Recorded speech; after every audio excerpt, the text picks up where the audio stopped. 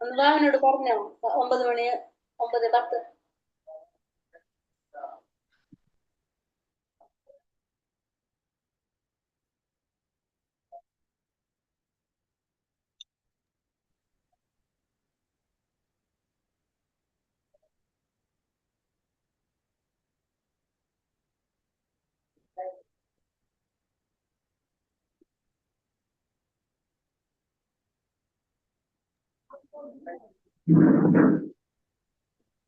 ഹരേ കൃഷ്ണ, എല്ലാവർക്കും പ്രണാമം. അപ്പൊ നമുക്കിന്ന് ക്ലാസ് തുടങ്ങാം. ഹരേ കൃഷ്ണ. ഓം നമോ ഭഗവതേ വാസുദേവായ. ഓം നമോ ഭഗവതേ വാസുദേവായ. ഓം നമോ ഭഗവതേ വാസുദേവായ. ഓം അജ്ഞാനതിമിരാന്തസ്യ ജ്ഞാനാഞ്ജനാശലാകയ ചക്ഷുരുന്മീലിതം യേന തസ്മൈ ശ്രീ ഗുരവേ നമഃ. ശ്രീ ചൈതന്യ മനോഭീഷ്ടം സ്ഥാപിതം യേന ഭൂതലേ സ്വയം രൂപ കഥാ മഹ്യം ദദാതി സോപദാന്തികം. വന്ദേഹം ശ്രീഗുരോ ശ്രീയുതപദകമലം ശ്രീഗുരോൻ വൈഷ്ണവാം ച ശ്രീരൂപം സാഗരജാതം സഗണ രഘുനാഥാന്വിതം തം സജീവം സാദൈതം സാവധൂതം പരിജന സഹിതം കൃഷ്ണ ചൈതന്യ ദേവം ശ്രീരാധാ കൃഷ്ണപാദാൻ സഗണ ലളിതാ ശ്രീ വിശാഖാന്വിതാംശ്ച. ഹേ കൃഷ്ണ കരുണാ സിന്ധോ ദീനബന്ധോ ജഗത്പദേ ഗോപേശ ഗോപിക കാന്ത രാധാ കാന്ത നമോസ്തുതേ. തപ്തകാഞ്ചന ഗൗരാംഗീ ശ്രീരാധേ വൃന്ദാവനേശ്വരി ഋഷഭാനുസുതേ ദേവി പ്രണമാമി ഹരിപ്രിയേ. വാഞ്ചാകൽപതരൂപേശ്ച കൃപാ സിന്ധോഭ്യേവ ച പതിതാനാം പാവനേഭ്യോ വൈഷ്ണവേഭ്യോ നമോ നമഃ. നമോ വിഷ്ണുപാദായ കൃഷ്ണപ്രേഷ്ഠായ ഭൂതലേ ശ്രീമതേ ഭക്തിവേദാന്ത സ്വാമിനിധി നാമിനേ. നമസ്തേ സാരസ്വതേ ദേവേ ഗൗരവാണി പ്രചാരിണേ നിർവിശേഷ ശൂന്യവാദി പാശ്ചാത്യദേശധാരിണേ. ജയ ശ്രീ കൃഷ്ണ ചൈതന്യ പ്രഭു നിത്യാനന്ദ ശ്രീ അദ്വൈത ഗദാധര ശ്രീവാസാദി ഗൗര ഭക്തവൃന്ദ. ഹരേ കൃഷ്ണ കൃഷ്ണ കൃഷ്ണ ഹരേ ഹരേ ഹരേ രാമ രാമ രാമ ഹരേ ഹരേ. ഹരേ കൃഷ്ണ. ശ്രീ രാധാഗോവിന്ദ് ടെമ്പിൾ ഇസ്കോൺ മാംഗ്ലൂരിന്റെ 18 ദിവസത്തെ ഭഗവത്ഗീത ക്ലാസ്സിലേക്ക് എല്ലാവർക്കും സ്വാഗതം. ഇന്ന് അധ്യായം 1 അർജുന വിഷാദ യോഗം അല്ലെങ്കിൽ കുരുക്ഷേത്ര യുദ്ധക്കളത്തിലെ സൈന്യ നിരീക്ഷണമാണ് നമ്മൾ പഠിക്കാൻ പോകുന്നത്. ആദ്യത്തെ അധ്യായം, 1ാമത്തെ അധ്യായം നമ്മൾ ഇന്ന് തുടങ്ങാണ്. ഇന്നലെ നമ്മള് ഭഗവത്ഗീത മഹാത്മ്യത്തെ കുറിച്ച് മനസ്സിലാക്കി, ഭഗവത്ഗീത വ്യാഖ്യാതാവിനെ കുറിച്ച് പഠിച്ചു, പിന്നെ ഭഗവത്ഗീതയിൽ എത്ര അധ്യായങ്ങൾ ഉണ്ടെന്ന് മനസ്സിലാക്കി, എത്ര ശ്ലോകങ്ങൾ ഉണ്ടെന്ന് മനസ്സിലാക്കി ആണല്ലോ. അതൊക്കെയാണ് നമ്മൾ ഇന്നലെ നമുക്ക് പഠിച്ചത് അല്ലെ. അപ്പൊ ഇന്ന് നമ്മൾ ഈ അധ്യായം 1, അധ്യായം 1ന്റെ പേരെന്താണ്? കുരുക്ഷേത്ര യുദ്ധക്കളത്തിലെ സൈന്യ നിരീക്ഷണം അല്ലെങ്കിൽ അർജുന വിഷാദ യോഗം എന്നാണ് നമ്മള് അധ്യായത്തിന്റെ പേര്. നമുക്ക് നോക്കാം.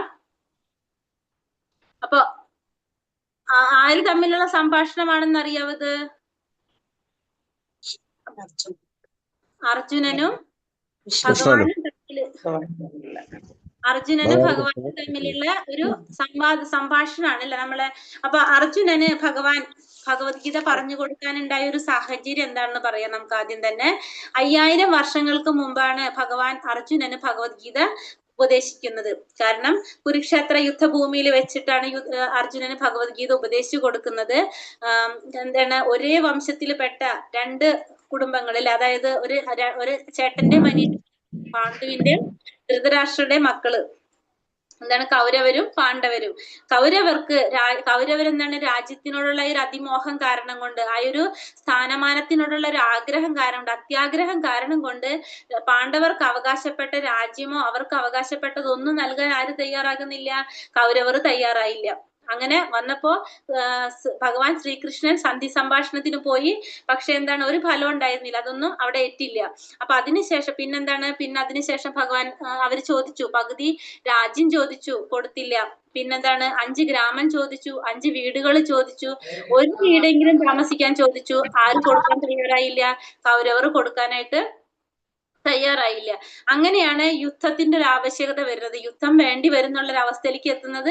അങ്ങനെയാണ് യുദ്ധം വേണ്ടി വരുന്നത്. അങ്ങനെ 11 അക്ഷോണിപ്പട കൗരവരുടെ ഭാഗത്തും 7 അക്ഷോണിപ്പട പാണ്ഡവരുടെ ഭാഗത്തും കൂടെ ഭഗവാനും കൂടിയിട്ടാണ് എന്ത് തുടങ്ങുന്നത്? യുദ്ധം തുടങ്ങുന്നത്. അപ്പോ അങ്ങനെ യുദ്ധം തുടങ്ങുന്ന സമയത്ത്, യുദ്ധത്തിന് വേണ്ടി തയ്യാറെടുത്ത് നിൽക്കുന്ന സമയത്ത് ആ യുദ്ധഭൂമിയില് തന്റെ ബന്ധുക്കളെയും കുടുംബത്തിലുള്ള മറ്റുള്ള അംഗങ്ങളെയൊക്കെ കണ്ടിട്ട് ആകെ പകച്ചു നിന്നുകൊണ്ട് അർജുനൻ യുദ്ധം ചെയ്യാൻ താല്പര്യമില്ല എന്ന് വിഷമിച്ച് പറഞ്ഞു നിൽക്കുന്ന, താല്പര്യമില്ലാതെ നിൽക്കുന്ന സമയത്താണ് ഭഗവാൻ അർജുനൻ എന്തുപദേശിക്കുന്നത്? ഭഗവത്ഗീത ഉപദേശിക്കുന്നത്. ആ ഭഗവത്ഗീതയില് ആ ഒരു ജ്ഞാനം കൊടുക്കുന്നത് അപ്പോഴാണ് അർജുനന് ഭഗവാൻ. അതാണ് ഭഗവത്ഗീത ഉപദേശിക്കാൻ ഉണ്ടായിട്ടുള്ളൊരു സാഹചര്യം. നമുക്ക് നോക്കാം. ഹരേ കൃഷ്ണ. ഓം നമോ ഭഗവതേ വാസുദേവായ. ധൃതരാഷ്ട്ര ഉവാച ധർമ്മക്ഷേത്രേ കുരുക്ഷേത്രേ സമവേതായുത്സവഃ മാമകാ പാണ്ഡവാശ്ചൈവ കിമകുർവത സഞ്ജയ. ഒന്നാമത്തെ ശ്ലോകം. നമ്മള് ഇതിലാകെ 700 ശ്ലോകത്തില് ഒരേ ഒരു ശ്ലോകം മാത്രമാണ് ധൃതരാഷ്ട്ര പറയുന്നത്. പറ്റുന്നവർ ഈ ശ്ലോകം പഠിച്ചോളൂ. ആകെ ഓരോരു ശ്ലോകം ധൃതരാഷ്ട്ര പറയുന്നുള്ളൂ. ആദ്യത്തെ ശ്ലോകാണ് ധർമ്മക്ഷേത്രേ കുരുക്ഷേത്രേ സമവേതായുത്സവഃ മാമകാ പാണ്ഡവാശ്ചൈവ കിമകുർവത സഞ്ജയ. ഹേ സഞ്ജയ, പുണ്യസ്ഥലമായ കുരുക്ഷേത്രത്തിൽ യുദ്ധോത്സുകരായി ഒന്നിച്ചുകൂടിയ എന്റെ മക്കളും പാണ്ഡുപുത്രരും എന്തു ചെയ്തു? എന്താ ചോദിക്കുന്നത്? ചോദിക്കാണ് ഇവിടെ. എന്ന് ചോദിക്കുന്നത് സഞ്ജയനോട് ചോദിക്കാണ്. സഞ്ജയൻ ആരാണ്? ധൃതരാഷ്ട്രയുടെ മന്ത്രിയാണ് സഞ്ജയൻ. സഞ്ജയനോട് എന്താ ചോദിക്കുന്നത്?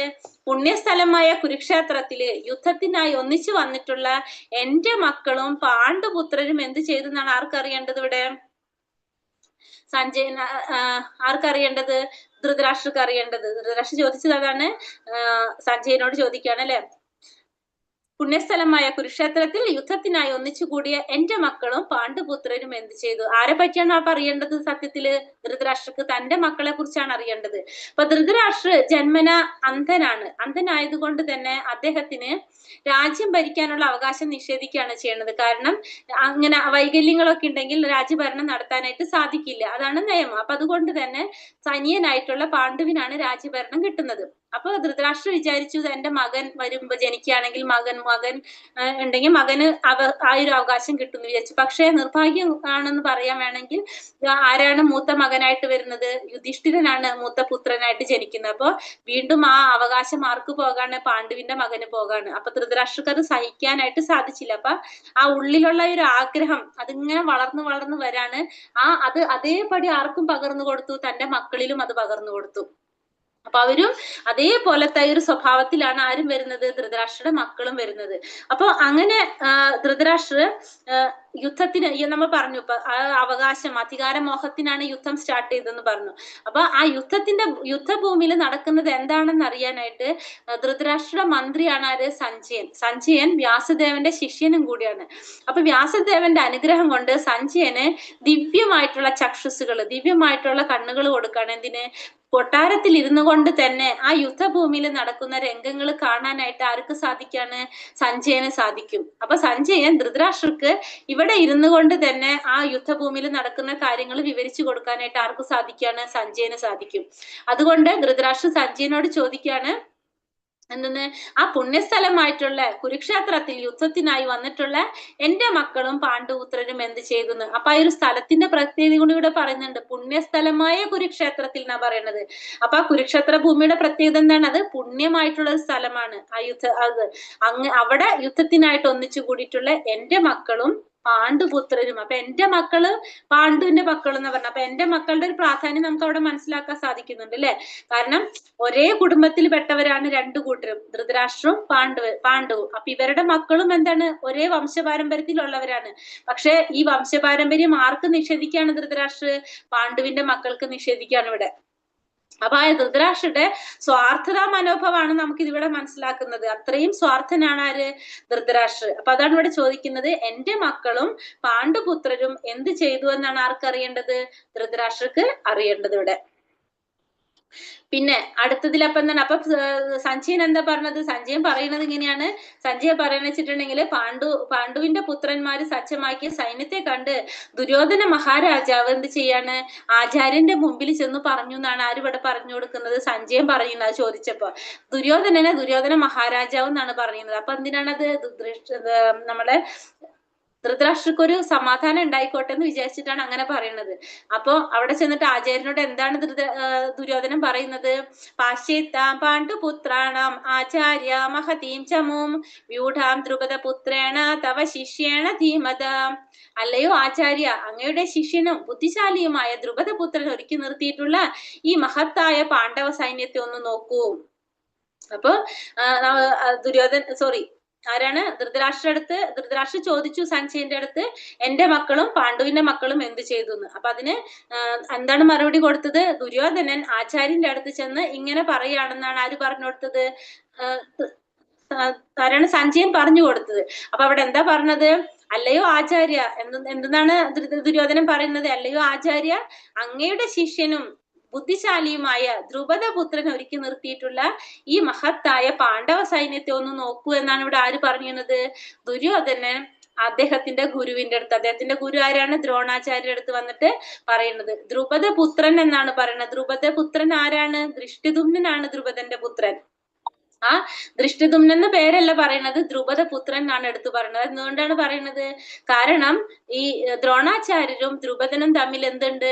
രാഷ്ട്രീയമായിട്ടുള്ള വൈരാഗ്യം ഉണ്ട്. അവർ തമ്മില് ശത്രുക്കളാണ് ശരിക്കും. അപ്പൊ അത് കാരണം കൊണ്ട് തന്നെ ദ്രുപദ രാജാവ് എന്ത് ചെയ്തിട്ടുണ്ടായിരുന്നു? ഒരു യാഗത്തിലൂടെ ദ്രോണാചാര്യ വധിക്കാനായിട്ട് കഴിവുള്ള ഒരു പുത്രനെ വേണമെന്ന് യാഗത്തില് വരം നേടിയിട്ടുണ്ടായിരുന്നു. അപ്പോ അങ്ങനെ ജനിക്കുന്ന പുത്രനാണ് ആര്? ദ്രുപദന്റെ പുത്രനായിട്ടുള്ള ദൃഷ്ടദ്യുമ്നൻ. അപ്പോ അതിനുശേഷം ഈ ദൃഷ്ടദ്യുമ്നനെ ആയുധ കലകളൊക്കെ പഠിപ്പിക്കാൻ വേണ്ടിയിട്ട് ആരുടെ അടുത്തേക്ക് തന്നെയാണ് പറഞ്ഞയച്ചത്? ഈ ദ്രോണാചാര്യരുടെ അടുത്തേക്ക് തന്നെയാണ് പറഞ്ഞയക്കുന്നത്. അങ്ങനെ ദ്രോണാചാര്യർ പക്ഷെ മടക്കി അയച്ചില്ല. എല്ലാ ആയോധന കലകളും ആർക്ക് പഠിപ്പിച്ചു കൊടുത്തു? ദൃഷ്ടദ്യുമ്നന് പഠിപ്പിച്ചു കൊടുത്തു. ആ ദൃഷ്ടദ്യുമ്നൻ ഇപ്പൊ ആ പഠിച്ച കലകൾ മുന്നിൽ നിർത്തിയിട്ട് ആരുടെ സൈന്യത്തെ നയിക്കുകയാണ്? പാണ്ഡവരുടെ സൈന്യത്തെ നയിക്കുകയാണ്. അപ്പൊ അത് ആർക്ക് സഹിക്കാൻ സാധിക്കുന്നില്ല? ഈ ദുര്യോധനന് സഹിക്കാനായിട്ട് സാധിക്കുന്നില്ല. അപ്പൊ ദുര്യോധനൻ എരുതിയിൽ എണ്ണ ഒഴിച്ചു കൊടുക്കാന്ന് പറയില്ല. ആ നയതന്ത്രന്റെ സ്വഭാവം എന്ന് പറയാം നമുക്ക്. നയതന്ത്രജ്ഞനായിട്ടുള്ള ഒരു സ്വഭാവത്തില് എങ്ങനെയെങ്കിലും ആ ദേഷ്യം കൂട്ടാൻ വേണ്ടിയിട്ടാണ് എന്ത് പറയുന്നത്? ദ്രുപദപുത്രൻ എടുത്തു പറയുന്നത്. പിന്നെ അത് മാത്രല്ല, ദ്രോണര് ചെയ്തത് ഒരു വലിയൊരു മിസ്റ്റേക്ക് ആണെന്ന് കാണിക്കുകയാണ് ഇവിടെ ആര് ചെയ്യുന്നത്? ദുര്യോധനൻ ചെയ്യുന്നത്. കാരണം അന്ന് പഠിപ്പിച്ചു കൊടുത്ത കാരണം കൊണ്ടാണ് ഇന്ന് ആരാണ്? ദൃഷ്ടദ്യുമ്നൻ എന്ത് ചെയ്യുന്നത്?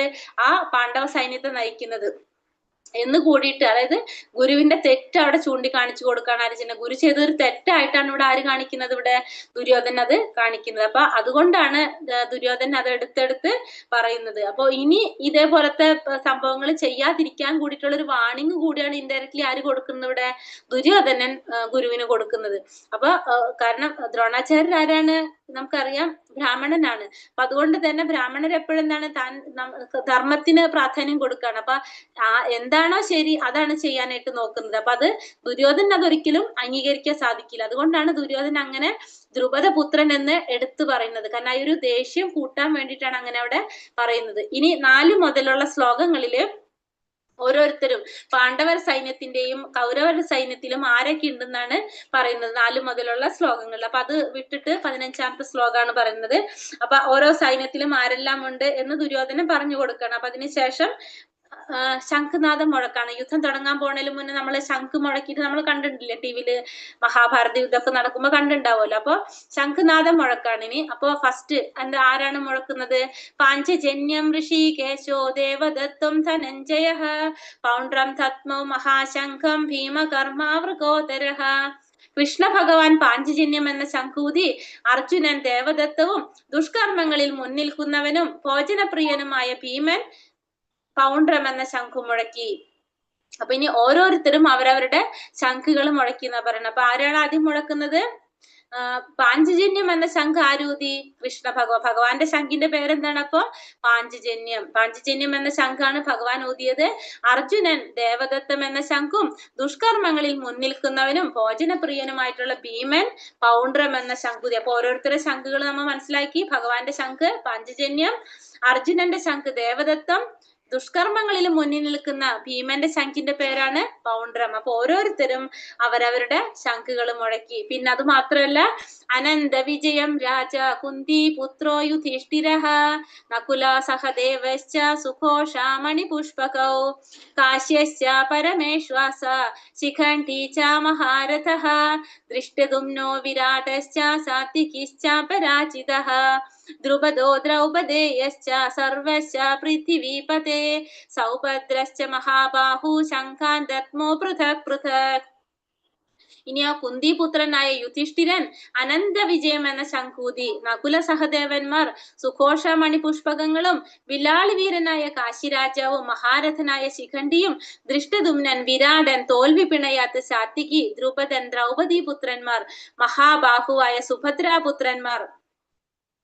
സുഭദ്രാപുത്രൻ എന്നിവരും ശംഖനാദം മുഴക്കി. ഇനി ഓരോരുത്തരും അവരവരുടെ ശംഖുകൾ മുഴക്കി. ആരൊക്കെയാണ്? യുധിഷ്ഠിരന്റെ ശംഖിനെ കുറിച്ച് പറഞ്ഞു. യുധിഷ്ഠിരൻ അനന്ത വിജയം എന്ന ശംഖൂതി.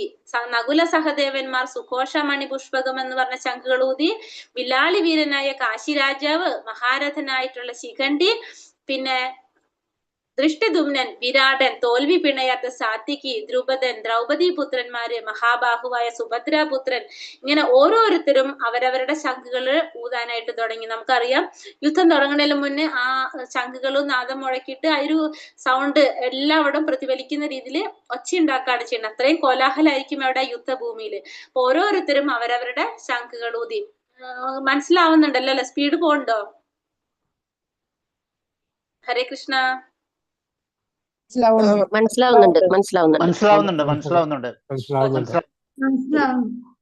ഓക്കെ, അപ്പൊ ഇനി എന്താ പറഞ്ഞ, അപ്പൊ എല്ലാവരും ശംഖുകൾ ഊതിയപ്പോ എന്താ സംഭവിച്ചത് അവിടെ?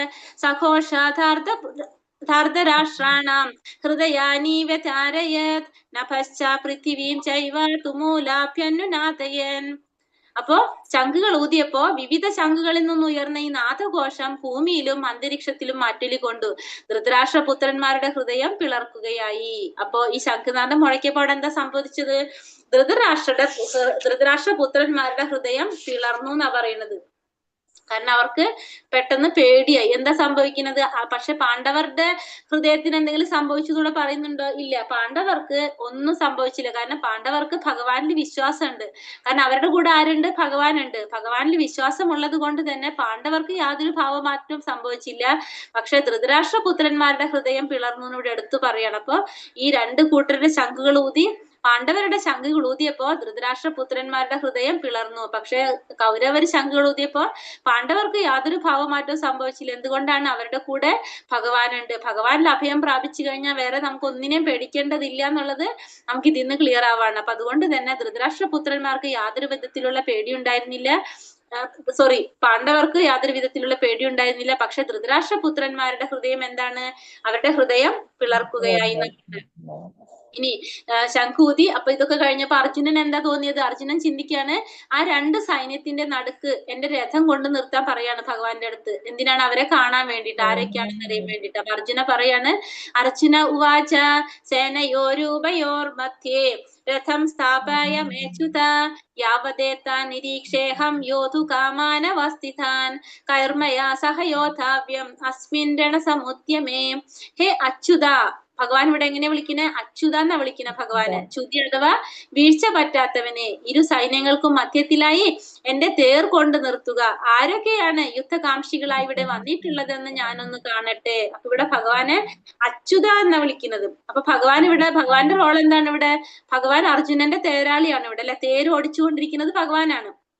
അപ്പോ ഭഗവാൻ ഇവിടെ ച്യുതി അഥവാ വീഴ്ച പറ്റാത്തവനെന്നാ പറയുന്നത്. കാരണം ഭഗവാൻ ആരാണ്? ജഗത്നാഥനാണ്. ലോകത്തിന്റെ എല്ലാത്തിന്റെ ഉറവിടം ഭഗവാനിൽ നിന്നാണ് വരുന്നത്. ആ ഭഗവാനാണ് തന്റെ ഭക്തന്റെ തേരോടിക്കുന്നത്, അല്ലെ? അപ്പൊ അത്രയും നമ്മൾ പറയുകയാണെങ്കിൽ എന്താണ്, ഡൗൺ ടു എർത്ത്, എത്ര താഴ്ത്തിക്ക് വന്നിട്ടാണ് ഭഗവാൻ അത് ചെയ്യുന്നത്. അപ്പൊ ഭഗവാന്റെ ഭക്തന്മാർക്ക് വേണ്ടിയിട്ട് ഭഗവാൻ എന്തും ചെയ്യുന്നുള്ളതാണ് നമുക്ക് ഇവിടെ മനസ്സിലാക്കുന്നത്. അപ്പൊ നമുക്കറിയാം, നമ്മളൊരു കമ്പനിയിൽ വലിയൊരു പോസ്റ്റിൽ ഇരിക്കുകയാണെങ്കിൽ നമ്മളടുത്ത് ഇപ്പൊ ഒരു ഏറ്റവും താഴ്ന്ന പോസ്റ്റിലുള്ള ഒരു വ്യക്തിയെ കൊണ്ട് എവിടെയെങ്കിലും കൊണ്ടുപോകാൻ എന്തെങ്കിലുമൊക്കെ പറഞ്ഞു കഴിഞ്ഞാൽ നമുക്കൊരു കുറച്ചിലായിരിക്കും. നമ്മളത് വിചാരിക്കും, ഞാൻ ഇത്രയും വലിയൊരു പൊസിഷനിൽ ഇരിക്കുമ്പോൾ എനിക്ക് അങ്ങനെ അത് ചെയ്യാൻ സാധിക്കാന്നൊക്കെ. പക്ഷെ ഭഗവാൻ എന്താ ചെയ്യുന്നത് ഇവിടെ? ഭഗവാൻ ജഗത്തിന്റെ നാഥനായിട്ടുള്ള ആ ഒരു ഭഗവാൻ എന്താണ്?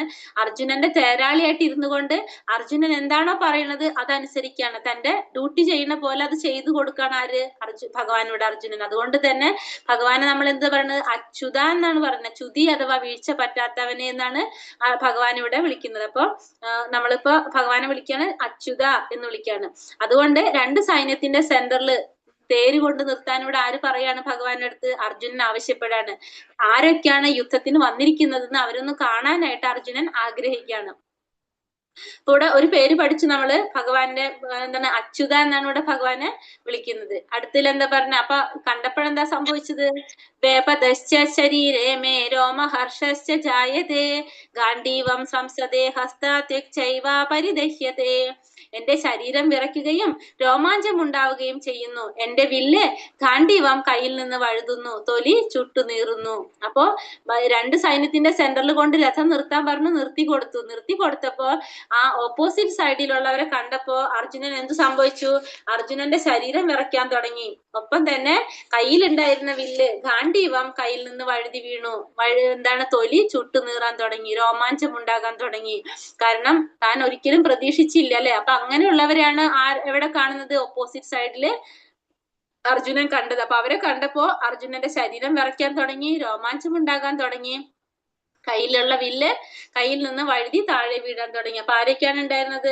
മുത്തച്ഛന്മാരുണ്ടായിരുന്നു, പിന്നെ ദ്രോണരും ഭീഷ്മരെ പോലുള്ള പിതാമഹന്മാര്, പിതാവിന്റെ വയസ്സിന് തുല്യമായിട്ടുള്ളവരുണ്ടായിരുന്നു. പിന്നെ ആരാണ്? ദ്രോണാചാര്യ, കൃപാചാര്യരുള്ള ഗുരുജനങ്ങൾ ഉണ്ടായിരുന്നു, മാതുലന്മാരുണ്ടായിരുന്നു, സഹോദരന്മാര്, പുത്രന്മാര്, പിന്നെ സുഹൃത്തുക്കള്, ഗുണകാംക്ഷികൾ, ഇവരൊക്കെ എവിടെ ഉണ്ടായിരുന്നു? കൗരവരുടെ കൂടെ ഉണ്ടായിരുന്നു. അപ്പൊ അധർമ്മത്തിന്റെ കൂടെ ഇവരൊക്കെ നിൽക്കാണല്ലോ എന്ന് ചിന്തിച്ചിട്ട് ആർക്ക് വിഷമം വരാണ്? ഇവിടെ അർജുനന് പ്രയാസം വരാണ്. അപ്പൊ അർജുനന് അതൊക്കെ കണ്ട് അർജുനന് വളരെ ബുദ്ധിമുട്ട്, പ്രയാസത്തോടെ അർജുനന്റെ ശരീരം വിറയ്ക്കാനും രോമാഞ്ചം ഉണ്ടാകാനും ഒപ്പം തന്നെ കയ്യിലെ ഗാണ്ഡീവം വഴുതി വീഴുകയും ചെയ്തു, തൊലി ചുട്ടു നീറുന്നു. ഇതൊക്കെ കണ്ടപ്പോ അർജുനന് സഹിക്കാൻ സാധിച്ചില്ല. അതുകൊണ്ടാണ് ഇതൊക്കെ അർജുനന് സംഭവിക്കുന്നത്. നച ശക്നോമി വസ്താതും ഭ്രമതീവ ച മേ മനഃ നിമിത്താനി ച പശ്യാമി വിപരീതാനി കേശവ. എനിക്ക് ഇപ്പോൾ ഉറച്ചു നിൽക്കാൻ കൂടി സാധിക്കുന്നില്ല. ഞാൻ എന്നെ തന്നെ മറന്നു പോകുന്നു, മനസ്സ് ചുറ്റിക്കറങ്ങുന്നു. അല്ലയോ കൃഷ്ണ, കേശവ, കേശി എന്ന അസുരനെ വധിച്ചവൻ, ദൗർഭാഗ്യ ലക്ഷണങ്ങളാണ് ഞാൻ എമ്പാടും കാണുന്നത്. അപ്പോ ഇനി എന്താ പറയുന്നത്? അപ്പൊ അർജുനൻ ഭഗവാനോട് പറയാണ്, ഇതൊക്കെ കണ്ടപ്പോ എനിക്കിവിടെ ഉറച്ചു നിൽക്കാൻ കൂടി സാധിക്കുന്നില്ല, ഞാൻ എന്നെ തന്നെ മറന്നു പോകുന്നു, മനസ്സ് ചുറ്റിക്കറങ്ങുന്നു. അല്ലയോ കൃഷ്ണ, കേശവ. ഇവിടെ ഭഗവാൻ എന്താ വിളിക്കുന്നത്? കേശവ എന്നാ വിളിക്കുന്നത്. അപ്പൊ നമ്മ ഒരു പേര് നേരത്തെ പഠിച്ചു, അച്യുതൻ. ച്യുതി അഥവാ വീഴ്ച പറ്റാത്തവരുണ്ട്, ഭഗവാൻ അച്യുതാൻ വിളിക്കുന്നു. ഇപ്പൊ വേറൊരു പേരും കൂടി നമ്മൾ പഠിച്ചു, ഭഗവാൻ കേശവ. കേശവൻ പറഞ്ഞ കേശി എന്ന അസുരനെ വധിച്ചവൻ എന്നുകൊണ്ട് കേശവ എന്ന് വിളിക്കുന്നത്. ദൗർഭാഗ്യ ലക്ഷണങ്ങളാണ് ഞാൻ എമ്പാടും കാണുന്നത്. അതായത് മനസ്സ് ചുറ്റിക്കറങ്ങും, അതായത് മനസ്സിനെ കൺട്രോൾ ചെയ്യാൻ ഇവിടെ ആർക്ക് സാധിക്കുന്നില്ല? അർജുനന് സാധിക്കുന്നില്ല. അപ്പൊ നമ്മുടെ മനസ്സെന്ന് പറഞ്ഞാൽ നമ്മളൊരു അസുരനെ പോലെയാണല്ലോ, അതിങ്ങനെ നമ്മൾ വിചാരിക്കാത്ത രീതിയിൽ അത് തന്നിഷ്ടത്തിന് ഇങ്ങനെ ഓടിക്കൊണ്ടിരിക്കും. അപ്പൊ ഒരു അസുരൻ, കേശി എന്ന് പറഞ്ഞൊരു അസുരനാണ്. ആ അസുരനെ വധിച്ച പോലെ അർജുനനെ കൺട്രോൾ ചെയ്യാനായിട്ട് ആർക്ക് സാധിക്കണം എന്നാണ് അർജുനൻ ഇവിടെ ചിന്തിക്കുന്നത്? ഭഗവാൻ. അതുകൊണ്ടാണ് കേശവ എന്ന് ഭഗവാൻ ഇവിടെ അർജുനൻ വിളിക്കുന്നത്. അപ്പൊ നമ്മള് ഭഗവാന്റെ രണ്ട് പേരുകൾ ഇവിടെ പഠിച്ചു. അന്ന് അച്യുതാന്ന് പഠിച്ചു, ഒന്ന് കേശവാന്ന് പഠിച്ചു അല്ലെ. അപ്പൊ അതുകൊണ്ട് അർജുനൻ അപ്പൊ പറയാണ്, ഇവരൊക്കെ കണ്ടിട്ട് എനിക്ക് സഹിക്കാൻ പറ്റുന്നില്ല, ദൗർഭാഗ്യ ലക്ഷണങ്ങളാണ് ചുറ്റുപാടും കാണുന്നതെന്ന് അർജുനൻ ആരോട് പറയാണ്? ഭഗവാനോട് പറയാണ്. അപ്പൊ അർജുനന്റെ വിഷാദത്തിന്റെ 5 കാരണങ്ങൾ പറയാണ്. എന്തൊക്കെയാണ്? ഒന്ന്, മൃദുല ഹൃദയത്വം. കാരണം ഇവരൊക്കെ കണ്ടപ്പോ അർജുനൻ എന്താ തോന്നുന്നത്? ഇവരൊക്കെ യുദ്ധത്തില് കൊല്ലപ്പെടുവല്ലോ എന്നുള്ളൊരു പേടി, വിഷമം ആർക്ക് വരാണ്? അർജുനന് വരാണ്. പിന്നെ ഭൗതികമായിട്ടുള്ള സുഖങ്ങള്, പാപം, കുടുംബ പാരമ്പര്യം, തീരുമാനമെടുക്കാനാവാത്ത അവസ്ഥ, ഇതൊക്കെ കാരണം കൊണ്ട് തീരുമാനമെടുക്കാനായിട്ട് അർജുനന് സാധിക്കുന്നില്ല. ഓരോന്നായിട്ട് നോക്കാം. അർജുനന്റെ മൃദുല ഹൃദയത്വം. അർജുന ഉവാച ദൃഷ്ടേ മം സ്വജനം കൃഷ്ണ യുയുത്സും സമുപസ്ഥിതം സീദന്തി മമ ഗാത്രാണി മുഖം ച പരിശുഷ്യതി.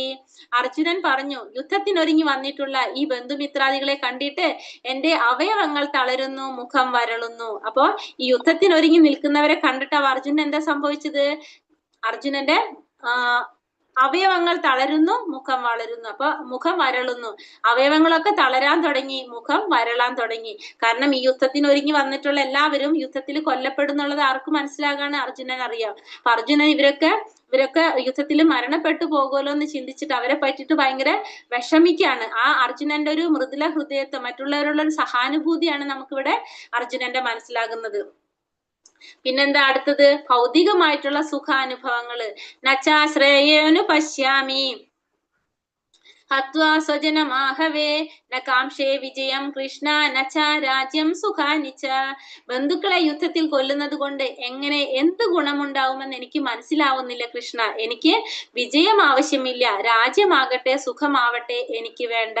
അപ്പൊ അടുത്തത് എന്താ പറയണത്? ഈ ബന്ധുക്കളെയൊക്കെ ഇങ്ങനെ കൊന്നു കഴിഞ്ഞാല്, നമ്മൾ കൊല്ലുന്നത് കൊണ്ട് നമുക്ക് എന്ത് ഗുണാണ് ഉണ്ടാവാൻ പോണെന്നാണ് അർജുനൻ ചോദിക്കുന്ന ഭഗവാന്റെ അടുത്ത്. ഇങ്ങനെ ഇവരൊക്കെ വധിച്ചുകൊണ്ട് നമുക്ക് കിട്ടുന്ന രാജ്യമോ ആ സുഖമൊന്നും നമുക്ക് ആവശ്യമില്ല എന്ന് ആര് പറയാണ്? അർജുനൻ പറയാണ്. കാരണം നമുക്ക് എന്തെങ്കിലും ഒരു സുഖം അനുഭവിക്കണമെങ്കിൽ നമ്മളത് നമ്മളെ ബന്ധുക്കളും സുഹൃത്തുക്കളും ഒക്കെ കാണുമ്പോഴാണ് നമുക്കത് സുഖമായിട്ട് ഫീൽ ചെയ്യുന്നത് അല്ലെ. മറ്റുള്ളവർക്ക് കൂടി കാണുമ്പോൾ നമുക്കത് തോന്നും, ഓ നല്ലൊരു സുഖം ഉണ്ടല്ലോ എന്ന്. അവരൊന്നും ഇല്ലാതെ നമുക്കൊരു സുഖം കിട്ടിയിട്ട് അത് കാണാൻ ആരില്ലാതെ അത് കിട്ടിയിട്ട് കാര്യമില്ലല്ലോ. അപ്പൊ ഇവരൊക്കെ വധിച്ചിട്ട് കിട്ടുന്ന സുഖം എനിക്ക് വേണ്ട എന്നാണ് ഇവിടെ ആര് പറയണത്? അർജുനൻ ഭഗവാനോട് പറയുന്നത്. മൂന്നാമത്തെ എന്താ പറയണത്? പാപമല്ലേ എന്നാ ചോദിക്കുന്നത്. പാപമേവാശ്രയേദസ്മാൻ ഹത്വൈതാനാതദായിനഃ തസ്മന്നാർഹ വയം ഹന്തും ധാർതരാഷ്ട്രാൻ സബാന്ധവാൻ. അക്രമികളായ ഇവരെ കൊന്നാൽ ഞങ്ങൾക്ക് പാപമായിരിക്കും നേട്ടം. ധൃതരാഷ്ട്രപുത്രന്മാരെയും സുഹൃത്തുക്കളെയും ഹിംസിക്കുക എന്ത് നമുക്ക് ഉചിതമല്ല. അല്ലയോ മാധവ, സ്വന്തം ബന്ധുക്കളെ കൊന്നിട്ട് എന്തു നേടാനാണ്? ഞങ്ങൾക്ക് എങ്ങനെ സുഖിക്കാൻ കഴിയും? അപ്പോ എന്താ പറയണത്? ഇരുന്നിട്ട്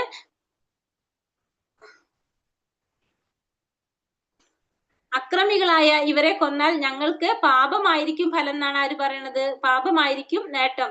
അപ്പോ ഇവര് അക്രമികളായിട്ടുണ്ടെങ്കിൽ, അക്രമികളെ കൊന്നു കഴിഞ്ഞിട്ടുണ്ടെങ്കിൽ അതിന്റെ ഫലം ആരനുഭവിക്കേണ്ടി വരും? പാപം അനുഭവിക്കേണ്ടി വരും എന്നാണ് ഇവിടെ ആര് ചിന്തിക്കുന്നത്? അർജുനൻ ചിന്തിക്കുന്നത്.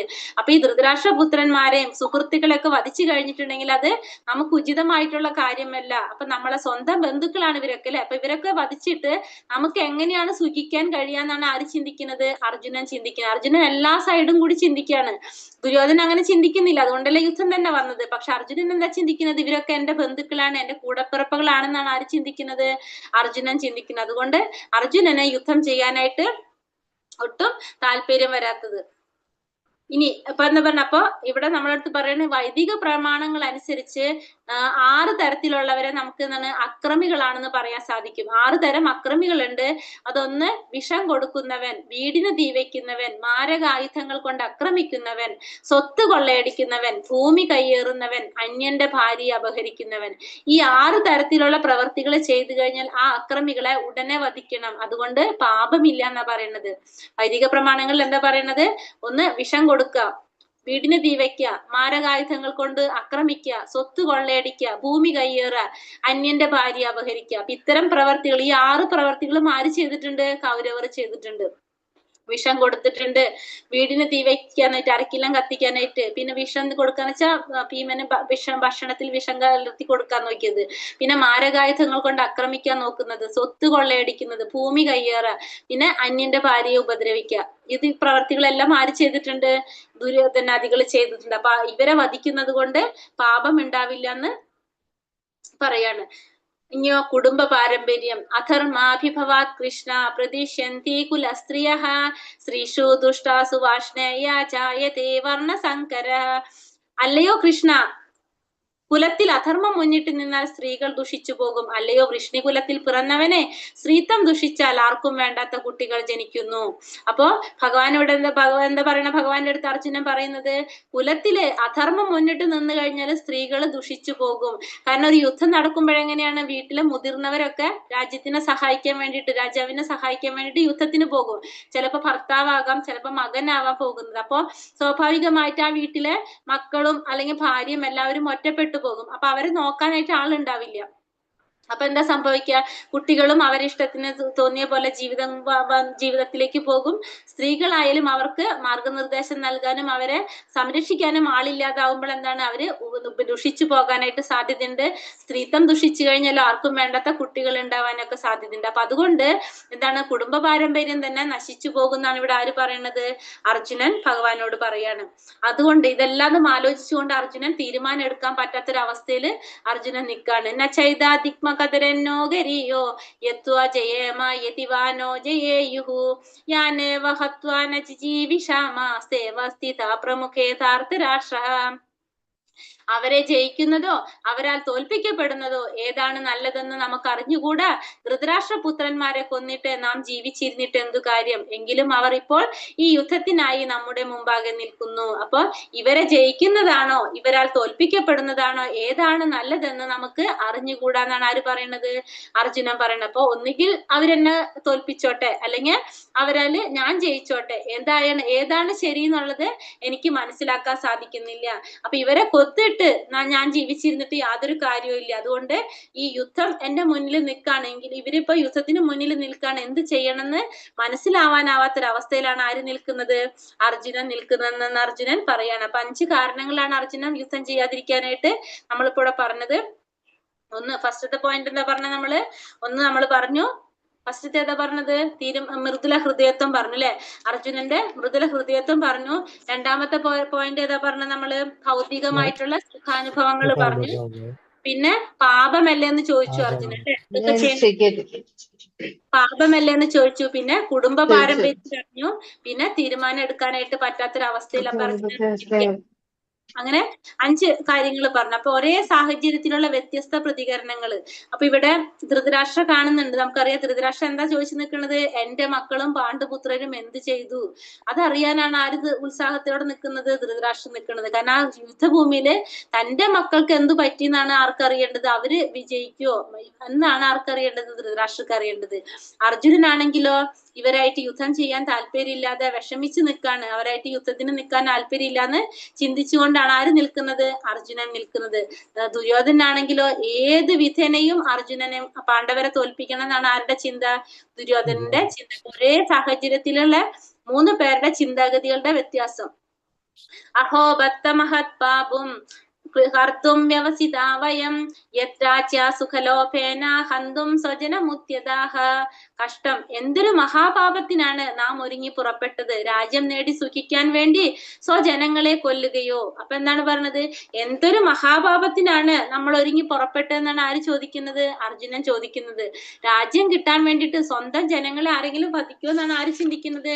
അർജുനൻ ചിന്തിക്കുന്നത്. അർജുനന്റെ ഒരു സ്വഭാവം, അതായത് ഒരു ഭക്തനാണ് അർജുനൻ അല്ലെ? അപ്പൊ അർജുനന്റെ ഒരു ക്വാളിറ്റിയാണ് നമുക്ക് അവിടെ മനസ്സിലാക്കുന്നത്. ഇത്രയും ഉപദ്രവങ്ങള് പാണ്ഡവർക്കെതിരെ ആര് ചെയ്തിട്ടുണ്ട്? കൗരവർ ചെയ്തിട്ടുണ്ട്. എങ്കിൽ കൂടിയും അർജുനൻ എന്താ ചിന്തിക്കുന്നത്? ഇവരെ വധിക്കുന്നത് വലിയൊരു തെറ്റാണ്. ആ സുഖത്തിന് വേണ്ടിയിട്ട് ഇവരെ വധിക്കാൻ പാടില്ല എന്നാണ് ആര് ചിന്തിക്കുന്നത്? അർജുനൻ ഇവിടെ ചിന്തിക്കുന്നത്. ഒരു ഭക്തന്റെ ഒരു ക്വാളിറ്റിയാണ്. യതി മാമ പ്രതീകാരം അശസ്ത്രം ശസ്ത്രപാണയഃ ധാർതരാഷ്ട്രാരണേ ഹന്യോസ്തന്മേ ക്ഷേമതരം ഭവേത്. ധാർതരാഷ്ട്രന്മാരോട് പൊരുതുന്നതിൽ ഭേദം നിരായുധനായി പ്രതിരോധത്തിനൊരുങ്ങാതെ നിൽക്കുന്ന എന്നെ അവർ കൊല്ലട്ടെ എന്ന് വെക്കുകയാണ്. അപ്പൊ ഈ ധൃതരാഷ്ട്രപുത്രന്മാരോട് പൊരുതുന്നതിൽ ഭേദം എങ്ങനെയാണ്? നിരായുധനായിട്ട് നിൽക്കുന്നത്. അതായത് നമുക്കറിയാം യുദ്ധം ചെയ്യുന്ന സമയത്ത് നമ്മളുടെ കയ്യിൽ ആയുധം ഇല്ലെങ്കിൽ നമ്മളോട് യുദ്ധം ചെയ്യാൻ പാടില്ല എന്നാണ് നിയമം. അതേപോലെ തന്നെ സൂര്യൻ അസ്തമിച്ചു കഴിഞ്ഞാൽ യുദ്ധം ചെയ്യാൻ പാടില്ല, അങ്ങനെയൊക്കെയാണ് നിയമമുള്ളത്. അപ്പൊ ഈ നിയമങ്ങളൊന്നും പാലിക്കാതെ ഞാനിങ്ങനെ ആയുധം കയ്യിലില്ലാതിരിക്കുന്ന സമയത്തും അവരെന്നെ കൊല്ലണമെങ്കിൽ കൊന്നോട്ടെ എന്ന് വെക്കുന്നതാണ് നല്ലതെന്നാണ് ഇവിടെ ആര് ചിന്തിക്കുന്നത്? അർജുനൻ ചിന്തിക്കുന്നത്. എങ്കിലും ധൃതരാഷ്ട്രപുത്രന്മാരോട് യുദ്ധം ചെയ്യാനായിട്ട് ആര് തയ്യാറല്ല? അർജുനൻ തയ്യാറല്ല. അവര് എന്നെ കൊന്നോട്ടെ എങ്കിലും സാരില്ല, ഞാൻ അവരായിട്ട് യുദ്ധം ചെയ്യാനില്ല എന്നാണ് ഇവിടെ അർജുനൻ ആലോചിക്കുന്നത്. സഞ്ജയ ഉവാച ഏവ മുക്താർജുന സംഖ്യേ രഥോപസ്ഥ ഉപാവശ ഉപാവിശത് വിസൃജ്യ സശരം ചാപം ശോക സംവിഘ്ന മാനസഃ. സഞ്ജയൻ പറഞ്ഞു, അർജുനൻ രണാങ്കണത്തിൽ വെച്ച് ഇത്രയും പറഞ്ഞിട്ട് വില്ലും ശരങ്ങളും താഴെയിട്ട് അത്യന്തം ദുഃഖിതനായി തേരിലിരിപ്പായി. ഇതിപ്പോ ഈ സഞ്ജയൻ പറയാണ് ആരടുത്ത്? നമ്മളെ ധൃതരാഷ്ട്രടുത്ത് പറയാണ്. ഇത്രയും കാര്യങ്ങൾ പറഞ്ഞിട്ട് യുദ്ധം ചെയ്യാൻ താല്പര്യമില്ല എന്ന് പറഞ്ഞ് തന്റെ കയ്യിലുള്ള വില്ല്, ഒരിക്കലും താഴെ വെക്കാത്തൊരു വില്ലാണ്, അത് ഗാണ്ഡീവാണ്. ആ വില്ല് താഴെ വെച്ചിട്ട് അത്യന്തം ദുഃഖിതനായിട്ട് തേരിലിരിക്കുകയാണ് ആര്? അർജുനൻ. ഇനി യുദ്ധം ചെയ്യാൻ താല്പര്യമില്ല എന്ന് പറഞ്ഞിട്ട് തേരിലിരിക്കുകയാണെന്ന് ഇത് ആര് പറഞ്ഞു കൊടുക്കാണ്? സഞ്ജയൻ ധൃതരാഷ്ട്രർക്ക് പറഞ്ഞു കൊടുക്കാണ്. അപ്പോ അർജുനൻ യുദ്ധത്തില് വിജയിക്കുന്നു പറയാനുള്ള അർജുനന്റെ വിജയത്തിന്റെ കാരണങ്ങൾ, ലക്ഷണങ്ങൾ പറഞ്ഞിരിക്കുന്നതാണ് ഇതില്. അത് നമുക്ക് സോർട്ട് ചെയ്തിട്ടിരിക്കുകയാണ്. അത് ഏതൊക്കെയാണ് പറഞ്ഞത്? ഒന്ന്, കുരുക്ഷേത്ര ഭൂമി നമ്മൾ പറഞ്ഞു ധർമ്മം മാത്രം വിജയിക്കുന്ന ഒരു ഭൂമിയാണെന്ന് പറഞ്ഞു അല്ലെ? അപ്പൊ അവിടെ ധർമ്മിഷ്ഠരാരാണ്? അർജുനനൊക്കെയാണ്. പാണ്ഡവരാണ് ധർമ്മിഷ്ഠര്. അപ്പൊ അതുകൊണ്ട് അത് അവരുടെ വിജയത്തിന്റെ ഒരു കാരണമായിട്ട് നമുക്ക് പറയാം. പിന്നെ രഥം, അർജുനൻ ഉപയോഗിക്കുന്ന രഥം അതായത് ആരാണ് അഗ്നിദേവ സമ്മാനിച്ച രഥാണത്. അത് 3 ലോകങ്ങളെയും കീഴടക്കാൻ സാധിക്കുന്ന, എവിടെയും വിജയം മാത്രം കൈവരിക്കുന്ന രഥമാണ് ആരുടെ? ഈ വെള്ളക്കുതിരകളെ പൂട്ടിയ ഈ രഥം 3 ലോകത്തിലും വിജയം മാത്രം കൈവരിക്കാനാണ്. എപ്പോഴും വിജയം മാത്രം ഉണ്ടാവുന്നതാണ് ആ രഥത്തിന്. അതുകൊണ്ട് അത് ദിവ്യമായിട്ടുള്ള രഥമാണ്. അതും ആരുടെ വിജയത്തിന്റെ ഒരു കാരണമാണ്? അർജുനന്റെ വിജയത്തിന്റെ ഒരു കാരണമാണ്. പിന്നെ കപിധ്വജൻ, അർജുനന്റെ ആ രഥത്തിന്റെ മുകളിലുള്ള കൊടിമേലുള്ള അടയാളം നമ്മൾ ശ്രദ്ധിച്ചു നോക്കിയാൽ കാണാം, ഹനുമാന്റെ ഒരു അടയാളം കാണുന്നുണ്ട്. അപ്പൊ ആ ഹനുമാൻ ആരുടെ സഹായത്തിനുണ്ടെന്ന് പറയാ? അർജുനന്റെ സഹായത്തിനുണ്ട്. അതായത് ശ്രീരാമചന്ദ്രനായിട്ട് ഭഗവാൻ അവതരിച്ചപ്പോ ശ്രീരാമസ്വാമിയുടെ കൂടെ രാമരാവണ യുദ്ധത്തില് സഹായിച്ച് രാമൻ വിജയിച്ചത് ഹനുമാന്റെ സഹായത്തോടെയാണ്. അതേപോലെ തന്നെ ഇവിടെയും ആരുടെ സഹായം ഉണ്ട്? അർജുനന് ഭഗവാനുള്ള കാരണം കൊണ്ട് തന്നെ ഭഗവാനുള്ള സ്ഥലത്ത് ആരുണ്ടാവും? ദാസനായിട്ടുള്ള ഹനുമാൻ ഉണ്ടാവും. അപ്പൊ അതും ആരുടെ വിജയത്തിന്റെ ലക്ഷണാണ്? ഭഗവാന്റെ അർജുനന്റെ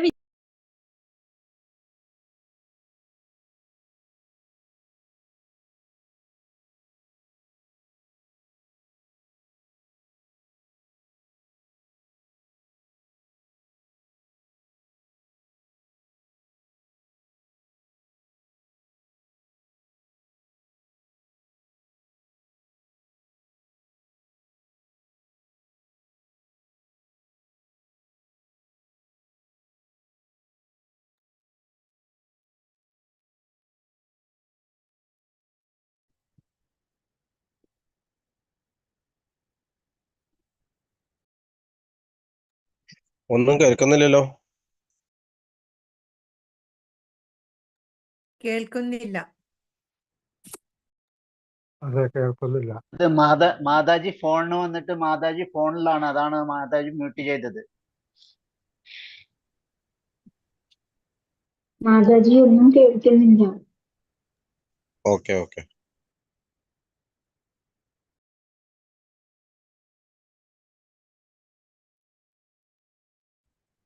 ഫോൺ സംസാരിച്ചതിന് ശേഷം കേൾക്കും. ഹരേ കൃഷ്ണ, സോറി ട്ടോ. അപ്പൊ കപിധ്വജ, അത് കഴിഞ്ഞിട്ട് ശംഖനാദം. അപ്പൊ നമുക്കറിയാം ഓരോരുത്തരും അവരവരുടെ ദിവ്യമായിട്ടുള്ള ശംഖുകൾ മുഴക്കിയെന്ന് നമ്മൾ പറഞ്ഞു അല്ലെ? അർജുനന്റെ ശംഖ്, ഭഗവാന്റെ ശംഖൊക്കെ നമ്മൾ പറഞ്ഞു. അപ്പൊ ഈ ശംഖനാദവും എന്താണ്? അർജുനന്റെ വിജയത്തിന്റെ ലക്ഷണങ്ങളാണ്. കാരണം എല്ലാതും ദിവ്യമായിട്ടുള്ള ശംഖുകളാണ്. പിന്നെ ഗാണ്ഡീവം, അർജുനന്റെ കയ്യിലുള്ള ഗാണ്ഡീവം, വില്ലിന്റെ പേരാണ് ഗാണ്ഡീവം. ആ വില്ലും എന്താണ്? വിജയം മാത്രമാണ് അർജുനന് കൊടുക്കുന്നത്. അതും എന്താണ്? അർജുനന്റെ വിജയത്തിന്റെ ഒരു കാരണമാണ്. പിന്നെ തെക്ത ജീവിതം, അതായത് ദുര്യോധനൻ പറയുന്നുണ്ട്, എന്റെ കൂടെ യുദ്ധത്തിന് വന്നിട്ടുള്ള, അതായത് എനിക്ക് വേണ്ടിയിട്ട് ജീവിതം സമർപ്പിക്കാൻ തയ്യാറായി വന്നിരിക്കുന്നവരെ നോക്കാനാണ് ആര് പറയുന്നത്? ദുര്യോധനൻ പറയുന്നത്. അപ്പൊ അവരൊക്കെ മരണപ്പെടുമെന്ന് ആർക്ക് തന്നെ നിശ്ചയാണ്? ദുര്യോധനന് നിശ്ചയാണ്. അപ്പൊ ഇവരെല്ലാവരും മരണപ്പെട്ടു കഴിഞ്ഞാൽ ആരുടെ വിജയമായിട്ട് മാറാണ്? അവിടെ അർജുനന്റെ വിജയമായിട്ട് മാറാണ്. പിന്നെ മോക്ഷ ഏകാദശി, ഈ ഇത് നടക്കുന്നത് മോക്ഷ ഏകാദശി ദിവസമാണ്. അപ്പൊ ഏകാദശി നമുക്കറിയാം എപ്പോഴും ധർമ്മത്തിന് എപ്പോഴും എന്താണ്? നല്ല കാര്യങ്ങൾക്കാണ് എപ്പോഴും മുന്നിൽ നിൽക്കുന്നത് അല്ലെ? അപ്പൊ അതുകൊണ്ടും ആരുടെ വിജയത്തിന് മാറാണ് ഇതൊക്കെ? ഗുണാവാണ് അർജുനന്. പിന്നെ ഭാഗ്യലക്ഷ്മി, നമുക്ക് ഭഗവാൻ ഉണ്ട് കൂടെ, ഋഷികേശനായിട്ടുള്ള ഭഗവാൻ കൃഷ്ണൻ കൂടെ ഉണ്ട്. അപ്പൊ ഭഗവാൻ എവിടെയുണ്ടോ അവിടെ ആരുണ്ടാവും? ഭാഗ്യലക്ഷ്മി, ഐശ്വര്യദേവതയായിട്ടുള്ള ലക്ഷ്മി ദേവി ഉണ്ടാവും. അപ്പൊ ഇതും ആരുടെ ഒരു വിജയത്തിന് കാരണമാകാണ്? അർജുനന്റെ വിജയത്തിനൊരു കാരണമാകാണ്. അപ്പൊ നമ്മള് അർജുനന്റെ വിജയത്തിന്റെ കാരണങ്ങൾ ഏതൊക്കെയാണെന്ന് ചോദിച്ചാൽ നമുക്ക് കറക്റ്റ് ആയിട്ട് കിട്ടും. ഒന്ന് കുരുക്ഷേത്ര ഭൂമി ധർമ്മഭൂമിയാണ്. ദിവ്യമായിട്ടുള്ള രഥമാണ്. കപിധ്വജനായിട്ട് ഹനുമാന്റെ കൊടിയടയാളുണ്ട്. ശംഖുനാദം, ദിവ്യമായിട്ടുള്ള ശംഖുകള്. പിന്നെ ഗാണ്ഡീവം, അർജുനന്റെ കയ്യിലുള്ള വില്ല്. തെക്ത ജീവിതം, മോക്ഷ ഏകാദശി, ഭാഗ്യലക്ഷ്മി, ഋഷികേശനായിട്ടുള്ള ഭഗവാന്റെ സാന്നിധ്യം. അപ്പൊ ഇതുകൊണ്ട് അർജുനൻ വിജയിക്കുന്നുള്ളത് നമുക്ക് മനസ്സിലാക്കാൻ സാധിക്കും. പിന്നെ ഭഗവത്ഗീത നൽകുന്ന വിദ്യ, നാം ശരീരം കൊണ്ടല്ല പ്രവർത്തിക്കുന്നത്, വാസ്തവത്തിൽ നമ്മുടെ മനസ്സുകൊണ്ടും ബുദ്ധി കൊണ്ടുമാണ്. ആകയാൽ നമ്മുടെ മനസ്സും ബുദ്ധിയും ഭഗവത് സ്മരണയിൽ വ്യാപൃത്യമാകുമ്പോൾ സ്വാഭാവികമായും നമ്മുടെ ഇന്ദ്രിയങ്ങളും അത് തത്സേവനത്തിൽ മുഴുകും. ഉപരിപ്ലവമായി ഇന്ദ്രിയ പ്രവർത്തികൾ ഒന്ന് തന്നെയായിരിക്കും, എങ്കിലും അവബോധം മാറിയിരിക്കും. എങ്ങനെ മനസ്സും ബുദ്ധിയും ഭഗവത് സ്മരണയിൽ നിർത്താമെന്ന് ഭഗവത്ഗീത പഠിപ്പിക്കുന്നത് ഭഗവത് സാമ്രാജ്യത്തിലേക്ക് ഒരാളെ തന്നെത്താൻ മാറ്റും. അപ്പോ നമ്മൾ പ്രവർത്തിക്കുന്നത് ശരിക്കും നമ്മളെ ശരീരം കൊണ്ടല്ല എന്നാണ് പറയുന്നത്. അപ്പൊ നമ്മൾ ഈ ഭഗവത്ഗീത പഠിച്ച് മനസ്സിലാക്കി വരുമ്പോ നമ്മൾ ചെയ്യുന്ന പ്രവർത്തികൾ ഒന്നാണെങ്കിലും നമ്മളുടെ അവബോധത്തിലും എന്ത് വന്നിട്ടുണ്ടാവും, മാറ്റം വന്നിട്ടുണ്ടാവും. നമ്മള് അത് നമ്മളുടെ ബുദ്ധിയെയും മനസ്സിനെയും സ്വാധീനിക്കാൻ എന്തിനു സാധിക്കും, ഭഗവത്ഗീതയ്ക്ക് സാധിക്കും. ഭഗവത്ഗീത കൊണ്ട് നമ്മളിൽ പല രീതിയിലും മാറ്റങ്ങൾ സംഭവിക്കാം. പക്ഷെ കാഴ്ചയിൽ നമുക്ക് മനസ്സിലാവുന്നില്ല, നമ്മൾ ചെയ്യുന്ന പ്രവർത്തികൾ ഒന്ന് തന്നെയായിരിക്കും, പക്ഷെ നമ്മളുടെ അവബോധത്തില് മാറ്റം വന്നിട്ടുണ്ടാവും എന്നാ പറയുന്നത്. അപ്പൊ അതുകൊണ്ട് തന്നെ ഭഗവത്ഗീത പഠിക്കാനായിട്ട് നമ്മൾ ശ്രമിക്കേണ്ടതാണ്. ആ ഭഗവാന്റെ സ്മരണ നിലനിർത്താനായിട്ട് നമുക്ക് ഭഗവത്ഗീത പഠനത്തിലൂടെ നമുക്ക് സാധിക്കും. ഇനി ഭഗവത്ഗീത 1-ാം അധ്യായത്തിന്റെ മഹാത്മ്യത്തെ കുറിച്ചാണ് പറയുന്നത്. അപ്പൊ ഭഗവത്ഗീത 1-ാം അധ്യായത്തില് ഒരു കഥയിലൂടെയാണ് ഇത് മനസ്സിലാക്കി തരുന്നത് നമുക്ക്. അതായത് സുശർമൻ എന്ന് പറഞ്ഞ ഒരു ബ്രാഹ്മണത്തിന്റെ കഥയാണിത്. സുശർമൻ എന്ന് പറഞ്ഞ ഒരു ബ്രാഹ്മണൻ, അദ്ദേഹം എന്ന് വെച്ചിട്ടുണ്ടെങ്കിൽ ഒരു വേദജ്ഞാനമില്ലാത്തൊരു വ്യക്തിയായിരുന്നു. വേദജ്ഞാനമില്ലാത്തൊരു വ്യക്തിയായിരുന്നു സുശർമൻ എന്ന് പറഞ്ഞ ഈ ബ്രാഹ്മണൻ. വളരെ ക്രൂരനായിട്ടുള്ള ഒരു വ്യക്തിയാണ്. യാതൊരു വിധത്തിലുള്ള ഒരു സഹതാപോ സിമ്പതി ഒന്നും ആരുടെ അടുത്തുണ്ടായിരുന്നില്ല. സഹജീവികളോട് യാതൊരു നമ്മളുടെ സഹജീവികളായിട്ടുള്ള ആരുടെ അടുത്തും ഒരു തരത്തിലുള്ള ഒരു ഇതില്ലാത്തൊരു വ്യക്തിയായിരുന്നു. എന്താ പറയാ, നമുക്ക് ക്രൂര സ്വഭാവമായിരുന്നു. ഒരു കരുണ ദയൊന്നും ആരുടെ അടുത്തും ഉണ്ടായിരുന്നില്ല ഒരു വ്യക്തിക്ക്. അങ്ങനെയുള്ള വ്യക്തി മറ്റുള്ളവരെ വേദനിപ്പിക്കുന്നതിലാണ് അയാൾ ആനന്ദം കണ്ടെത്തിയിരുന്നത് തന്നെ. അപ്പൊ അയാള് ഇലകൾ പറക്കി വിറ്റിട്ടാണ് അയാൾ ജീവിതം നയിച്ചിരുന്നത്. ആ കിട്ടുന്ന പൈസ എന്താ പറയാ, കള്ളു കുടിക്കാനും പിന്നെ തോന്നിയ പോലെ ജീവിക്കാനാണ് ആ പൈസ മുഴുവൻ ഉപയോഗിച്ചിരുന്നത്. അപ്പൊ അങ്ങനെയുള്ള ഒരു വ്യക്തിയായിരുന്നു ഈ സുശർമൻ എന്ന് പറഞ്ഞ ബ്രാഹ്മണൻ. അങ്ങനെ ഒരു ദിവസം പറമ്പില് ഇല പറിക്കാനായിട്ട് തോട്ടത്തിൽ പോകുമ്പോ പാമ്പിന്റെ കടിയേറ്റ് അയാൾ മരിക്കാണ്. ഇത്രയും ദ്രോഹങ്ങൾ ചെയ്യുന്ന ഒരു വ്യക്തിയാവുമ്പോ സ്വാഭാവികമായിട്ട് നമുക്കറിയാം അയാൾ എവിടേക്കാ പോകുന്നുണ്ടാവുക, നരകത്തിലേക്കായിരിക്കും പോകുക. അങ്ങനെ നരകത്തിൽ ചെന്ന് അയാൾ കുറെ ബുദ്ധിമുട്ടുകളും കഷ്ടപ്പാടുകളും ഒക്കെ അനുഭവിച്ച് അടുത്ത ജന്മം അയാൾക്ക് കിട്ടുന്നത് ഒരു കാളയുടെ ജന്മമായിട്ടാണ് അയാൾക്ക് വരുന്നത്. അപ്പൊ ആ കാളയെ ഒരു യജമാനന് വിറ്റു. ആ യജമാനനായ ആ കാളനെ കൊണ്ട് എന്താണ് ഭാരം ചുമക്കാനാണ് അതിന് ഉപയോഗിച്ചിരുന്നത്. അങ്ങനെ അത് കുറെ നാള് ഭാരം ചുമന്ന് ആ കാള ചത്തുപോകും. ചത്തുപോവല്ല, കാള തളർന്നു വീഴാണ് മാർക്കറ്റില്. അങ്ങനെ തളർന്നു വീഴുമ്പോ അവിടെ കൂടിയിരുന്ന കുറെ ആളുകൾക്ക് സഹതാപം തോന്നിയിട്ട് അവര് പറയാണ്, എന്തെങ്കിലും ഞങ്ങൾ ചെയ്ത പാപം ഉണ്ടെങ്കിൽ അത് ഈ പുണ്യം, ഞങ്ങൾ ചെയ്ത എന്തെങ്കിലും പുണ്യങ്ങൾ ഉണ്ടെങ്കിൽ അത് ഈ കാളയ്ക്ക് കിട്ടിക്കോട്ടെ എന്ന് ഇവർ ഓരോരുത്തരും പറയാണ്. അപ്പൊ ആ കൂട്ടത്തിൽ ഒരു വേശ്യാസ്ത്രീ ഉണ്ടായിരുന്നു. അപ്പൊ അവരും എന്ത് തന്നെ പറയും, ഞങ്ങൾ എന്തെങ്കിലും പുണ്യം ചെയ്തിട്ടുള്ള ഞാൻ ചെയ്ത പുണ്യത്തിന്റെ ഫലം ഈ കാളയ്ക്ക് അനുഭവിച്ചോട്ടെ എന്ന് ഈ സ്ത്രീയും പറയും. പക്ഷെ ആ കാള ചത്തുപോകും. അതിനുശേഷം വീണ്ടും യമരാജന്റെ അടുത്ത് പോകുമ്പോ ആള് പറയും, യമരാജൻ എന്താ പറയുന്നത്, നിങ്ങൾക്ക് കുറെ പുണ്യങ്ങൾ കിട്ടിയിട്ടുണ്ട്, ആ പുണ്യത്തിന്റെ ഫലമായിട്ട് നിങ്ങൾക്ക് അടുത്ത ജന്മം ഒരു ഉയർന്ന കുലത്തിൽ ഒരു ബ്രാഹ്മണനായിട്ട് ജനിക്കാനുള്ള ഒരു അവസരമാണ് എന്ന് പറയും. അപ്പൊ പറയുന്ന ഒരു വേശ്യാ സ്ത്രീയുടെ പുണ്യം കൊണ്ടാണ് നിങ്ങൾക്ക് ഇത്രയും അനുഭവിക്കാനായിട്ട് സാധിച്ചത്, ഇത്രയും ഗുണം കിട്ടിയെന്ന് പറയണം. അപ്പൊ ഈ മനുഷ്യന് മനസ്സിലാകുന്നില്ല ആ സ്ത്രീയുടെ എന്ത് ഗുണമാണ് എനിക്ക് കിട്ടിയെന്ന് അറിയാനായിട്ട് ജന്മമെടുത്തതിന് ശേഷം അയാൾ അത് അന്വേഷിച്ചു പോകണം. അങ്ങനെ അന്വേഷിച്ചു പോകുമ്പോൾ ആ സ്ത്രീയെ കണ്ടുമുട്ടും. ആ സ്ത്രീയോട് ചോദിക്കുകയാണ്. അപ്പൊ സ്ത്രീ പറയും, എനിക്കറിയില്ല, പക്ഷെ എന്റെ വീട്ടില് ഒരു തത്തയുണ്ട്, ആ തത്ത എന്നും രാവിലെ എന്തോ ചൊല്ലുന്നത് കേൾക്കാം, അത് കേട്ട് എന്റെ മനസ്സിൽ എനിക്ക് മാറ്റം വരുന്നതായിട്ട് എനിക്ക് ഫീൽ ചെയ്യുന്നത് ആ സ്ത്രീ പറയാണ്. അങ്ങനെ ആ തത്തയുടെ അടുത്തേക്ക് പോയിട്ട് ചോദിക്കുമ്പോ തത്ത പറയും, ഞാനൊരു സന്യാസി ആശ്രമത്തിലാണ് ഞാൻ ഉണ്ടായിരുന്നത്. ആ ആശ്രമത്തില് ഡെയിലി അവിടുത്തെ കുട്ടികൾക്ക് ഭഗവത്ഗീത 1-ാം അധ്യായത്തിന്റെ ശ്ലോകങ്ങൾ പഠിപ്പിച്ചു കൊടുക്കുന്നത് ഞാൻ എന്നും കേൾക്കാറുണ്ടായിരുന്നു. അത് കേട്ട് ഞാനും പഠിച്ചു. അപ്പോ അതിനുശേഷം എന്നെ ഒരു കള്ള മോഷ്ടിച്ച് ഈ സ്ത്രീക്ക് വിറ്റു. പക്ഷെ ഇവിടെ വന്നിട്ട് ഞാൻ എന്ത് ചെയ്തിട്ടുണ്ടായിരുന്നു, ഡെയിലി ശ്ലോകങ്ങൾ ചൊല്ലും. അപ്പൊ അത് ഈ സ്ത്രീ കേൾക്കുന്നുണ്ട്. അപ്പൊ അത് കേട്ട് ആ ശ്രവണത്തിലൂടെ എന്താ സംഭവിക്കുന്നത്, ആ സ്ത്രീക്ക് എന്താ പറയുക, മാറ്റം വരാണ് അവിടെ. ആ സ്ത്രീക്കും അത് മാറ്റം വരാണ്. ആ സ്ത്രീക്കും എന്താ പറയാ, നമുക്ക് മാറ്റം അവബോധം മാറിപ്പോയി ആ സ്ത്രീയുടെ. അപ്പൊ ഇത് മനസ്സിലാക്കിയപ്പോ ഈ സുശർമനും അതിന്റെ ഒരു ഇത് ഉൾക്കൊണ്ടുകൊണ്ട് അദ്ദേഹം എന്ത് ചെയ്യാൻ, ഈ എന്താ പറയാ ഇതിന്റെ മഹാത്മ്യം മനസ്സിലാക്കിക്കൊണ്ട് അദ്ദേഹം എന്ത് ചെയ്യാൻ തുടങ്ങാണ്, അദ്ദേഹം ഭഗവത്ഗീത 1-ാം അധ്യായം പാരായണം ചെയ്യാനായിട്ട് തുടങ്ങി. അദ്ദേഹത്തിന് മോക്ഷപ്രാപ്തിക്ക് അർഹനാവാണ് ചെയ്യുന്നത്. അപ്പൊ അത്രയും ഗുണാണ് നമ്മൾ എന്ത് പറയാ, നമ്മൾ 1-ാമത്തെ അധ്യായം നമ്മൾ പാരായണം ചെയ്യുന്നതിന്റെ ഒരു മഹാത്മ്യത്തെ കുറിച്ചാണ് നമുക്ക് മനസ്സിലാകുന്നത്.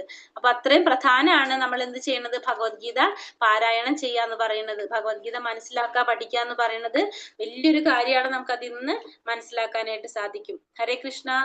അധ്യായം എടുത്തതിൽ എന്തെങ്കിലും സംശയം ഉണ്ടോ ഇന്നത്തെ? ഇല്ല മാതാജി, ചോദ്യങ്ങൾ നോക്കാം. ഹരേ കൃഷ്ണ. ഹരേ കൃഷ്ണ. മാതാജി 15 1 തൊട്ട് 4 വരെ കഴിഞ്ഞിട്ട് മാതാജി എന്റെ എനിക്ക് ഇത് വന്നിട്ടില്ല, ക്വസ്റ്റ്യൻ വന്നിട്ടില്ല. ഒന്നും കൂടി ഇപ്പൊ പോസ്റ്റ് ചെയ്തോ, ഒരു സെക്കൻഡ് ക്വസ്റ്റ്യൻ ഒന്ന് എടുത്തോട്ടെ, ഒന്നുകൂടി ഞാൻ പോസ്റ്റ് ചെയ്യും.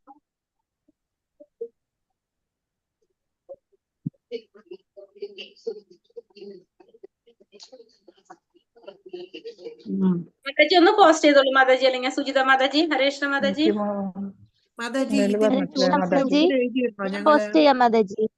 ഒന്നുകൂടി ഒന്ന് പോസ്റ്റ് ചെയ്തോളൂ മാതാജി.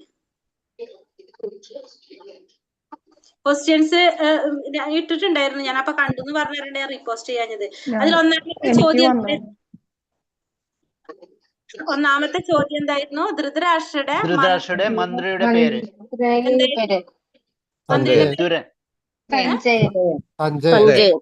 സഞ്ജയനാട്ടോ. നമ്മൾ ഒന്നാമത്തെ ഞാൻ പറഞ്ഞില്ലേ, ക്ലാസ്സിൽ ശ്രദ്ധിച്ചിരിക്കണേ. സഞ്ജയനാണ് ധൃതരാഷ്ട്രയുടെ മന്ത്രിയാണ് എന്ന് ഞാൻ പറഞ്ഞിട്ടുണ്ടായിരുന്നു ഇല്ലേ? സഞ്ജയനാണ് മന്ത്രിയുടെ പേര്. പിന്നെ ഭഗവാന്റെ ശംഖിന്റെ പേരെന്താണ്?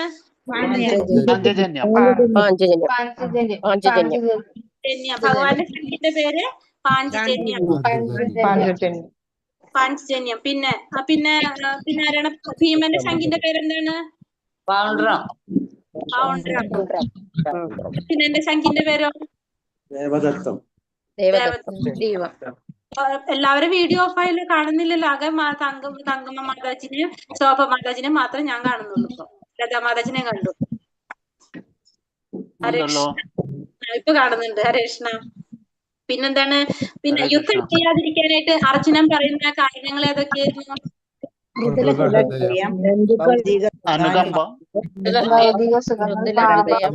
സുഖാനുഭവങ്ങൾ, പാപമാണെന്ന ബോധം,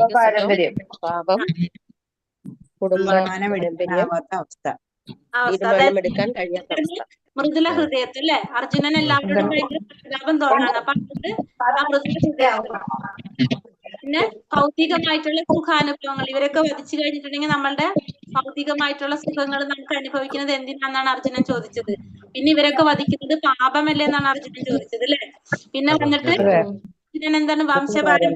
പാരമ്പര്യം, കുടുംബ പാരമ്പര്യത്തെ നമുക്ക് നശിച്ചു പോകില്ലേ? അപ്പൊ ഇതൊക്കെ കാരണം കൊണ്ട് അർജുനന് തീരുമാനം എടുക്കാനായിട്ട് സാധിക്കുന്നില്ല അല്ലെ? അങ്ങനെയാണ് നമ്മള് കാരണം പറഞ്ഞത്. പിന്നെ 6 തരത്തിലുള്ള അക്രമികൾ ആരൊക്കെയാണ്? വിഷം കൊടുക്കുന്നവൻ, വീട് തീ വെക്കുന്നവൻ, ആകായുധങ്ങളെ കൊണ്ട് ആക്രമിക്കുന്നവൻ, അന്യന്റെ ഭാര്യയെ ഉപയോഗിക്കുന്നവൻ, ഭൂമി കയ്യേറുന്നവൻ. അപ്പൊ അതിലോ എടുക്കുക. പിന്നെ മാരകായുധങ്ങൾ കൊണ്ട് ആക്രമിക്കുക.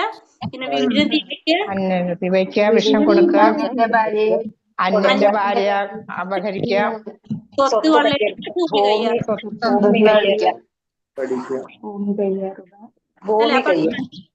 കയ്യേറുക. അപ്പൊ പഠിച്ചല്ലോ.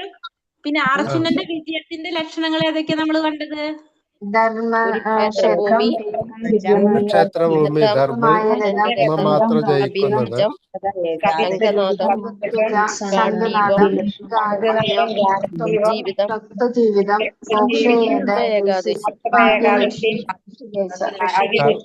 കപിധ്വജം, ശംഖനാദം.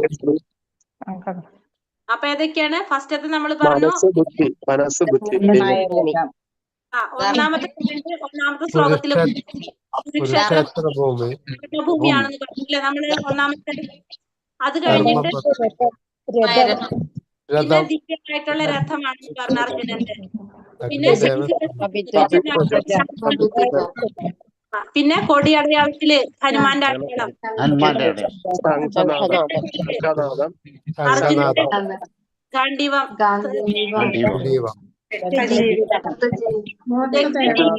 ഏകാദശി ദിവസം ഒറ്റ ഏകാദശി ദിവസം പിന്നെ ഭഗവാന്റെ ലക്ഷ്മി ദേവി ലക്ഷ്മി ഭാഗ്യലക്ഷ്മി മനസ്സ് ബുദ്ധി ഭഗവാന്റെ മനസ്സുകൊണ്ടും ബുദ്ധി കൊണ്ടും അപ്പൊ ഋഷികേശനായിട്ടുള്ള ഭഗവാനുണ്ട് കൂടെ. അപ്പൊ എല്ലാവർക്കും ഈ പോയിന്റുകൾ കിട്ടി? 9 പോയിന്റ് ഇട്ട് തോന്നുന്നില്ല, കിട്ടിയില്ല എല്ലാവർക്കും? കിട്ടി. ഇനി അടുത്തത് ഭഗവത്ഗീതയിൽ ആകെ എത്ര ശ്ലോകങ്ങളാണുള്ളത്? ഇന്നലെ പറഞ്ഞതാണ്. 700 ശ്ലോകം. 7 മുതൽ 12 വരെയുള്ള അധ്യായത്തിന് നമ്മൾ എന്ത് യോഗം എന്നാ പറയുന്നത്? വിജ്ഞാന യോഗം. ഭക്തിയോഗം സെന്ററിൽ നിൽക്കുന്ന യോഗമാണ്. പിന്നെ ഭഗവത്ഗീതയിൽ ചർച്ച ചെയ്യപ്പെടുന്ന 5 വിഷയങ്ങൾ ഏതൊക്കെയായിരുന്നു? ഭഗവത്ഗീതയുടെ മാഹാത്മ്യം. ഭഗവത്ഗീതയിൽ ചർച്ച ചെയ്യുന്ന 5 വിഷയങ്ങൾ ഇന്നലെ നമ്മൾ പഠിച്ചിരുന്നു. ഈശ്വരൻ, ഭൗതിക പ്രകൃതി, കാലം, കർമ്മം. 5 വിഷയങ്ങൾ ഏതൊക്കെയായിരുന്നപ്പോ ഭഗവാനെ കുറിച്ച് ചർച്ച ചെയ്യും, പിന്നെ ജീവാത്മാവിനെ കുറിച്ച് ചർച്ച ചെയ്യും, കാലത്തെ കുറിച്ച് ചർച്ച ചെയ്യും, പിന്നെ പ്രകൃതി, പിന്നെ ഭൗതിക പ്രകൃതി, കർമ്മം. ഒന്നുകൂടി പറയൂ മാതാജി. ഈശ്വരൻ, ഭൗതിക പ്രകൃതി, പരമാത്മാവ്, കാലം, പ്രകൃതി. കാലം, പ്രകൃതി, കർമ്മം. ഒന്ന് പരമാത്മാവ് ഭഗവാനെ കുറിച്ച്, പിന്നെ ജീവാത്മാവിനെ കുറിച്ച്, പിന്നെ കാലത്തെ കുറിച്ച്, പിന്നെ കർമ്മത്തെ കുറിച്ച്, നമ്മൾ ചെയ്യുന്ന പ്രവൃത്തികളെ കുറിച്ച്. ഭൗതിക പ്രകൃതി. 5 എണ്ണം കിട്ടിയോ മാതാജി?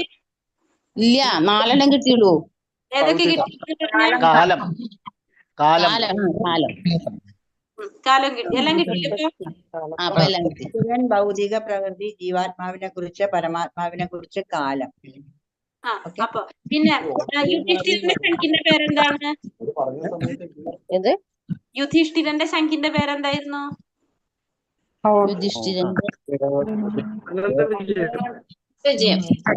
അനന്ത വിജയം. ശ്രദ്ധിച്ചിരിക്കുന്നുണ്ടല്ലോ, അതറിയാൻ വേണ്ടി ചോദിച്ചതാണ് ക്വസ്റ്റ്യൻ ഇടാത്തത്.